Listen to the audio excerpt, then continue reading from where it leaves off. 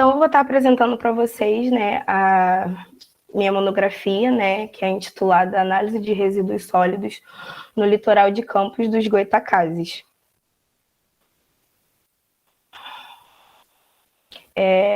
Primeiramente, eu fiz um panorama geral, né, da apresentação, baseado nos escritos dessa pesquisa. Eu trago a introdução, os objetivos, a justificativa, a área de estudo, a base conceitual, os materiais e métodos, os resultados e discussões e as considerações finais. Na introdução, a gente fez um apanhado, né, dos conceitos e dos assuntos que norteiam a pesquisa, né? Então, eu começo introduzindo o que são resíduos sólidos, né? E segundo a Associação Brasileira de Normas Técnicas, né, a NBR 2004, ela define os resíduos como tudo aquilo que pode ser reutilizado ou reciclado. E esses resíduos, eles são separados por tipos, né, o que vai ocasionar a sua destinação final. Eles também podem ser encontrados na forma sólida e semissólida, líquida, que são os efluentes, e gasosas, que são os gases e vapores, né? Para essa pesquisa, o foco é voltado para o tema de resíduos sólidos, né? Então, eu trago a definição também segundo a ABNT, que define o resíduo como todo material ou bem descartado de origem industrial, doméstica, hospitalar, comercial e agrícola. A gente sabe que a partir desse apanhado, né, desses conceitos, a gente fez um apanhado geral sobre a produção e o descarte de resíduos sólidos no Brasil, né? Porque diante das pesquisas realizadas, a gente sabe que grande parte tem uma destinação adequada, mas que outras também acabam sendo descartados em corpos hídricos. E com isso a gente fez uma relação com os impactos no ambiente marinho e no ambiente costeiro, né? Porque esses ambientes, eles são muito sensíveis e suscetíveis a impactos devido à densificação humana e à concentração sazonal em períodos do ano.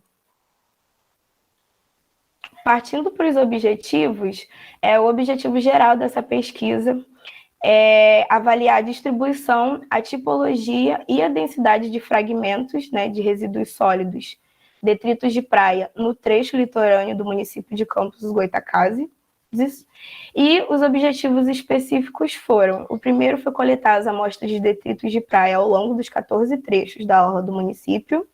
O segundo foi identificar a quantidade, o tamanho, a tipologia dos detritos de praia para cada amostra coletada.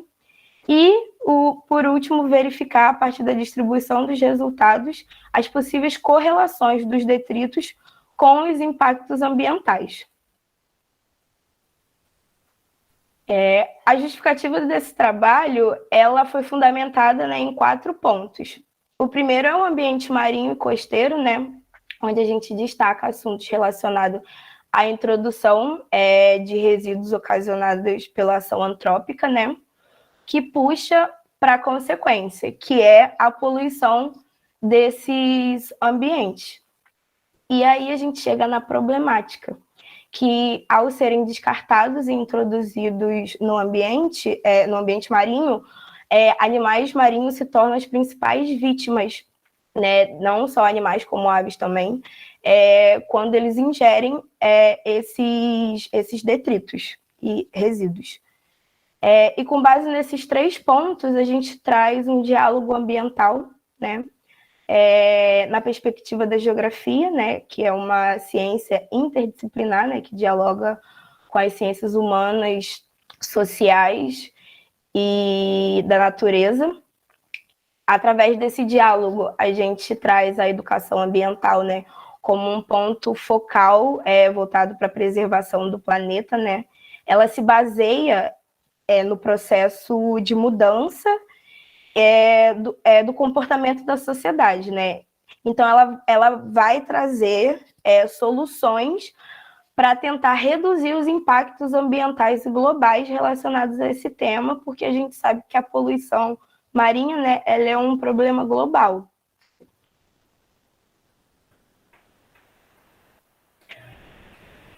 Sobre a minha área de estudo, ela se localiza na Bacia de Campos. A Bacia de Campos ela se estende do Alto de Cabo Frio ao Alto de Vitória. O litoral de Campos, se vocês puderem observar nesse mapa, ele fica localizado na localidade de Farol de São Tomé, que possui uma zona costeira de 28 quilômetros. E trazendo alguns pontos regionais e socioeconômicos, a economia do litoral em si e da região, ela gira em torno da pesca artesanal pelas comunidades que vivem ali, né? Então, constantemente ocorre um tráfego de embarcações no litoral devido às atividades pesqueiras. Mas também vale a pena destacar que existe uma grande concentração também de embarcações devido às indústrias offshore, né, com a extração de petróleo e gás da Bacia de Campos. Eu trago também a importância, né, de pontuar que a Praia do Farol ela é uma das mais movimentadas no verão, então ela possui uma estrutura bem desenvolvida em relação a eventos. E com isso, em 2009, iniciou o projeto de gestão integrada da Orla Marítima do município, que tem como objetivo promover a gestão sustentável, garantindo a preservação ambiental, a qualidade de vida e o ordenamento da orla.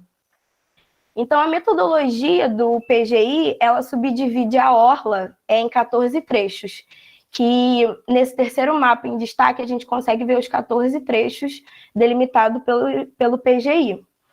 E os dados do PGI apontam que o descarte irregular dos resíduos ocorre em 9 dos 14 pontos desse trecho. E a partir desses dados que foram delimitados a área de estudo e a coleta.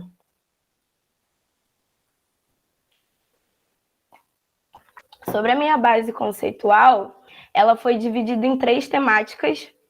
A primeira, ela trata da caracterização e a definição dos ecossistemas costeiros, né? Na perspectiva de ângulo, novela e moê. A gente precisa ter em mente, né, que esses ecossistemas eles são ambientes extremamente dinâmicos, que ocorrem em processos oceânicos, atmosféricos e terrestres. Então, eles são ambientes que são transformados constantemente em períodos curtos, né? Além deles exercerem um papel vital no desenvolvimento e reprodução das espécies de fauna e flora, por ser uma região de transição ecológica.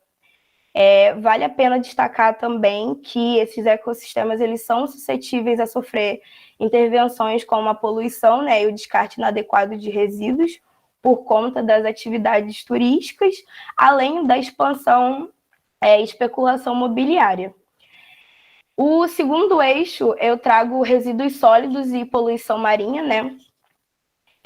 Então, eu trago resíduos sólidos para Santos e, de acordo com a Lei 12.325 de 2010, instaurada pela Política Nacional de Resíduos Sólidos, que define o resíduo sólido como todo material, substância, objeto ou bem descartado de atividades antropogênicas.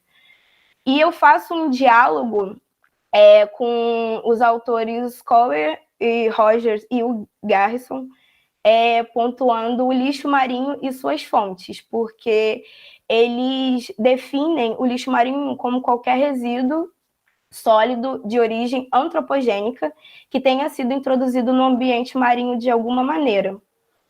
E a partir desses pontos, eu trouxe a discussão deles a partir das fontes de introdução desses resíduos, que são as fontes terrígenas e as fontes marinhas.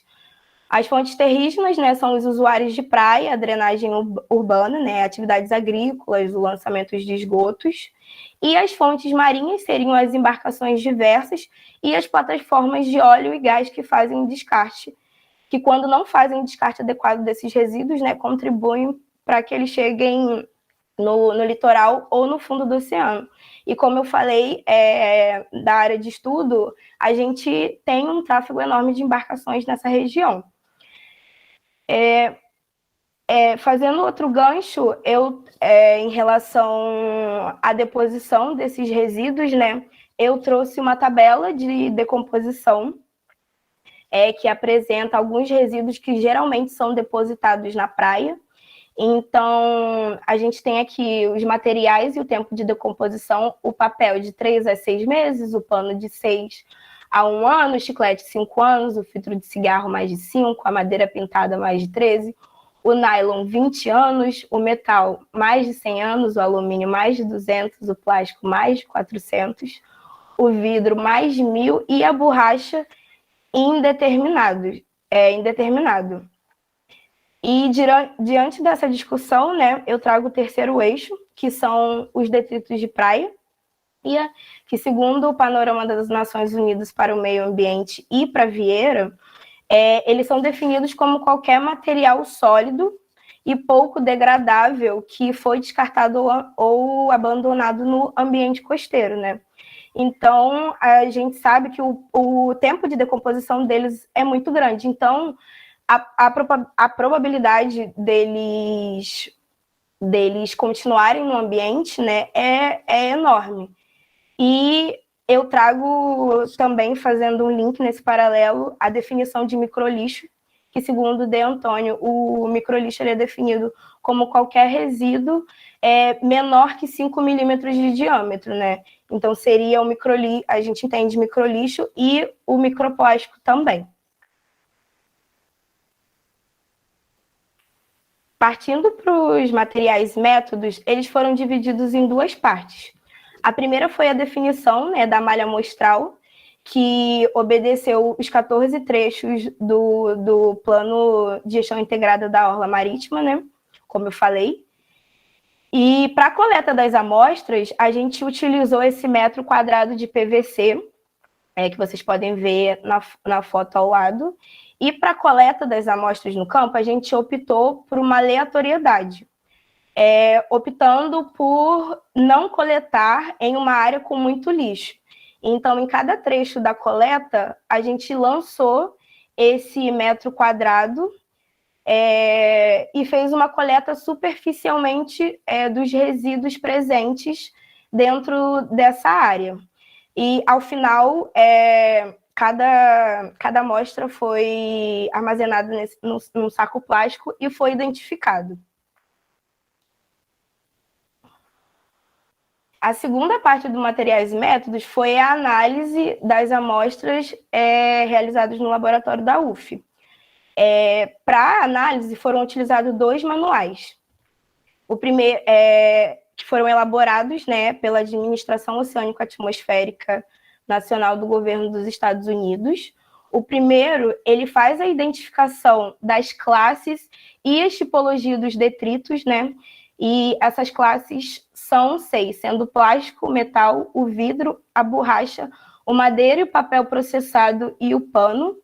E o manual de detritos de praia, que foi o segundo utilizado, ele faz a classificação da dimensão dos detritos, sendo detritos pequenos menor que 2,5, detritos médios aproximadamente 2,5 centímetros a 10 centímetros, detritos grandes de 10 centímetros a 1 metro e detritos muito grandes maior que 1 metro.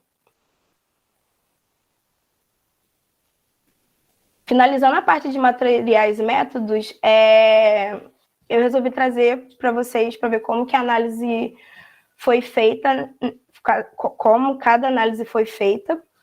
Cada amostra foi pesada inicialmente, contendo os resíduos e os sedimentos, tendo seu peso inicial anotado nessa ficha, que foi elaborada a partir do manual de detritos. Em seguida, essa amostra ela foi espalhada na bancada, para separar os resíduos visíveis ao olho nu dos sedimentos, e eles foram colocados nessa tigela de metal. E, ao fim, cada resíduo foi retirado individualmente e identificado a partir das suas classes, sua tipologia e o seu tamanho. Partindo para os resultados e discussões, dos 14 trechos de amostras coletados, foi possível identificar apenas 4 classes, das que eu citei do manual, que foram as classes do plástico, o pano tecido, a borracha, o madeira e o papel processado. Então, eu trouxe aqui essa tabela que apresenta as classes com um total de detritos por classes. O plástico, a gente teve um total de 874 detritos. O pano tecido, a gente teve 4. A borracha, a gente teve 4. A madeira e o papel, tivemos 2, totalizando 884 detritos. Apenas 10 detritos não foram da classe dos plásticos. E ao lado eu trago esse gráfico que mostra a distribuição dos detritos, né, em todos os pontos. Então, no eixo X, a gente tem os trechos da coleta aqui, e no eixo Y, a gente tem a quantidade de detritos coletados.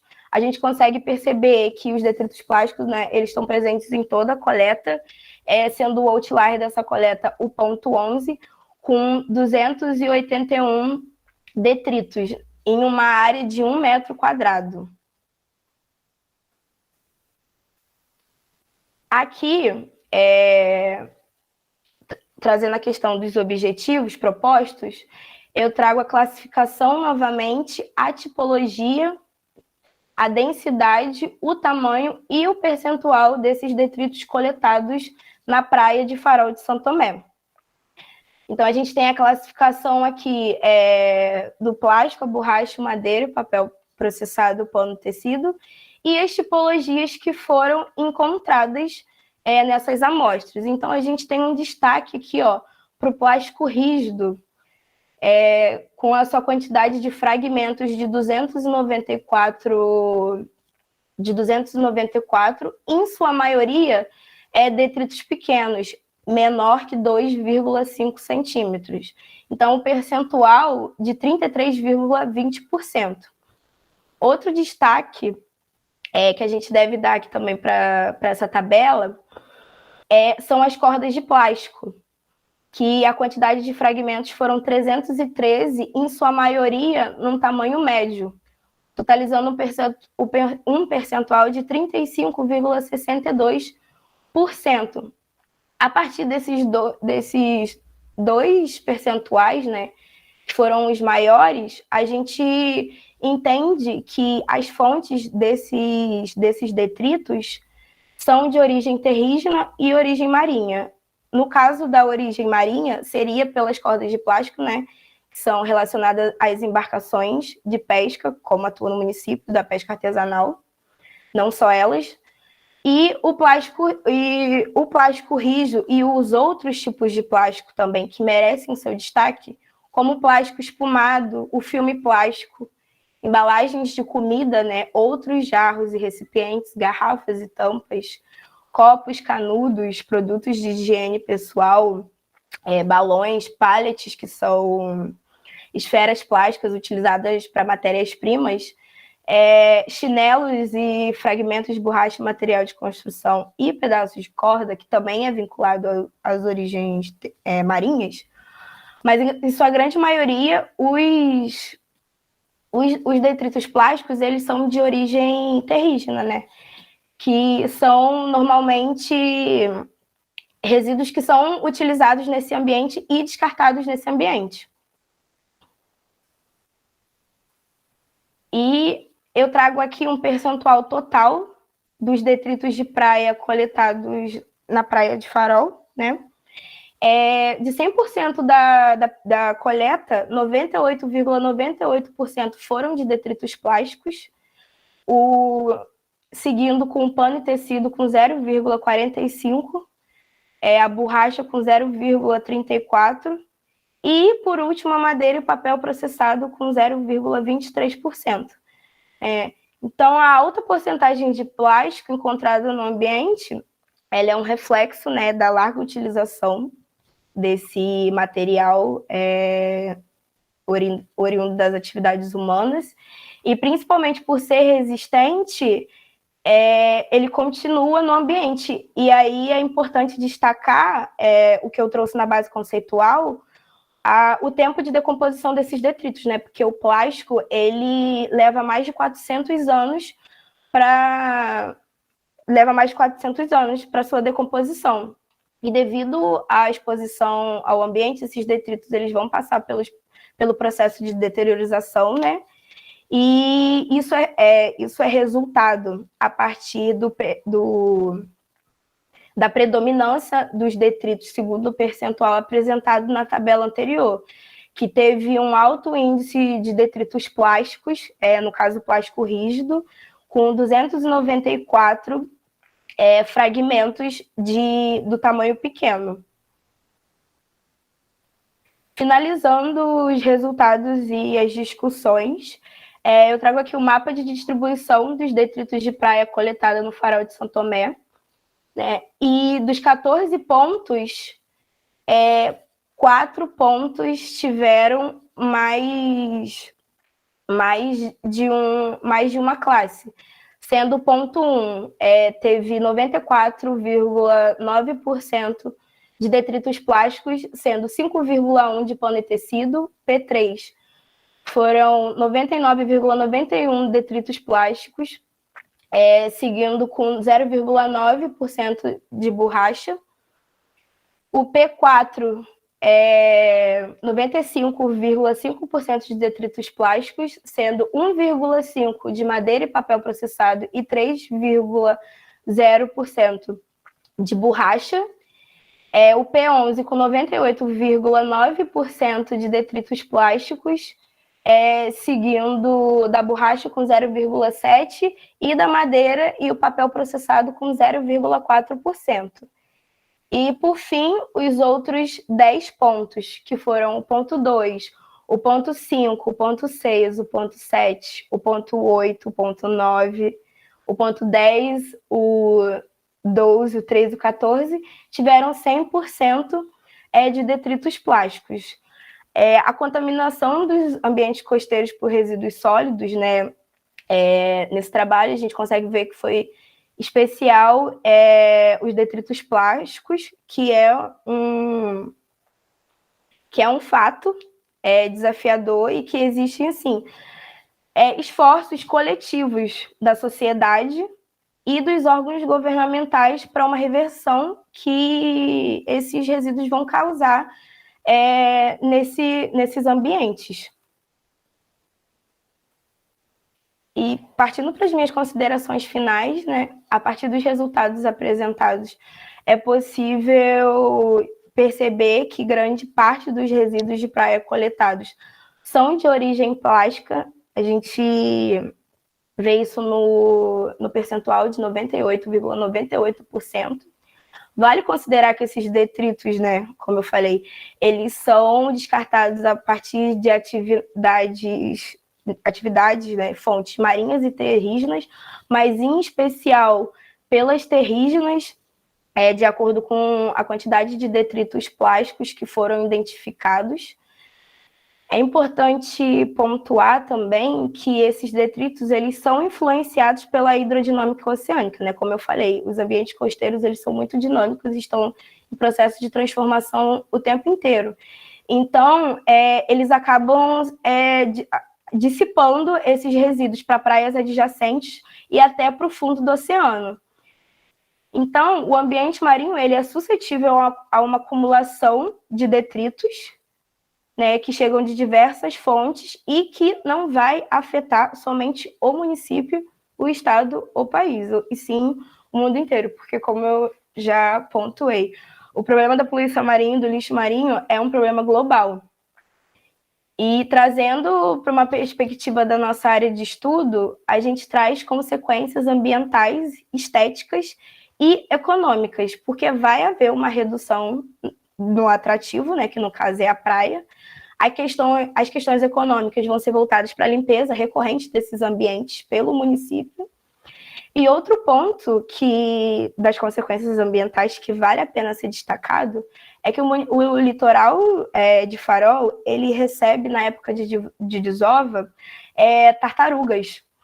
Então, a probabilidade também desses animais, não só as tartarugas, né, mas aves e outros animais, de ingerirem esses detritos é grande. Atualmente, a gente tem pesquisas que comprovam isso. Mas essas consequências também, elas acabam sendo fatores determinantes para a adoção de uma nova abordagem nesse ambiente, né? A fim de buscar medidas preventivas para a preservação desse ecossistema. Então, ao final, a gente pontua a importância, né, de um programa de educação ambiental desenvolvido pelo município para proporcionar atividades relacionadas à conscientização e à preservação ambiental para a comunidade, né, com a finalidade de propor campanhas de coleta seletiva e mutirões de limpeza. Isso seria um bom projeto para ser desenvolvido em conjunto com o PGI, né, que já desenvolve atividades voltadas para a preservação da orla e ordenamento. E a gente acredita que, a partir dessas ações, há uma possibilidade de redução dos processos destrutivos que o ser humano ele vem causando no ambiente, né? Porque, se não forem tomadas medidas para retroceder esse processo, o ambiente ele vai acabar se tornando cada vez mais vulnerável às ações antrópicas. E com isso eu trago as minhas referências bibliográficas. E obrigada.